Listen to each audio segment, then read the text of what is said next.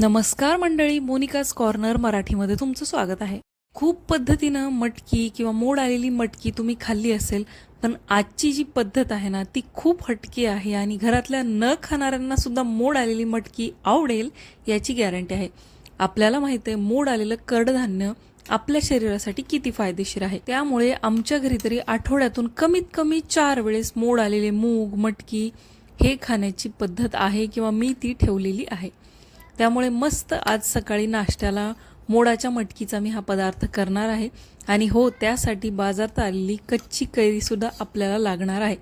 मस्त ताज्या ताज्या कैऱ्या बाजारात आलेल्या आहेत. मी जी कैरी आणली होती तिची साकी अजून तयार झालेली नव्हती.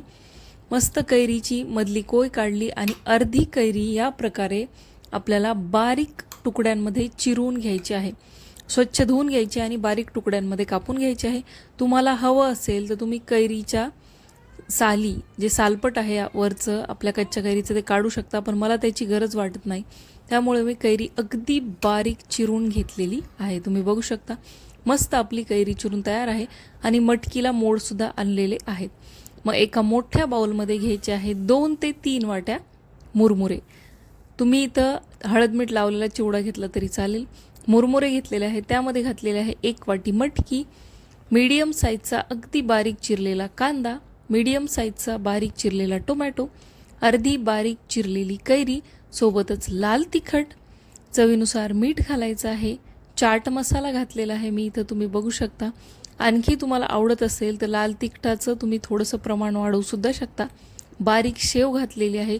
हे सगळं घालून झाल्यानंतर मस्त वर एक प्लेट ठेवायची आणि या प्रकारे हे हलवून घ्यायचं आहे. तुमच्याकडे असेल तर हिरवी कोथिंबीर नक्की घाला, याने चव आणखी छान लागते.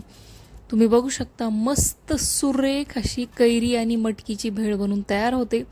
नाश्त्याला किंवा 4 वाजताच्या स्नॅक्ससाठी अप्रतिम आहे. उन्हाळ्यात जर तोंडाला चव लागत नसेल, तुम्हाला काहीच खायची इच्छा होत नसेल, तर संध्याकाळच्या वेळेला ही मटकीची भेळ ट्राय करून तुम्ही नक्की बघा. अगदी पोटभर होते आणि चवसुद्धा छान लागते.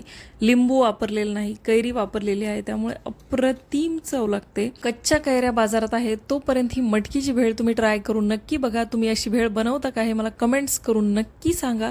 व्हिडिओ आवडला असेल तर एक लाईक करा, कमेंट करा, जास्तीत जास्त शेअर करा. मी भेटते अशाच एका रेसिपीसोबत पुढच्या व्हिडिओमध्ये. तोपर्यंत बाय.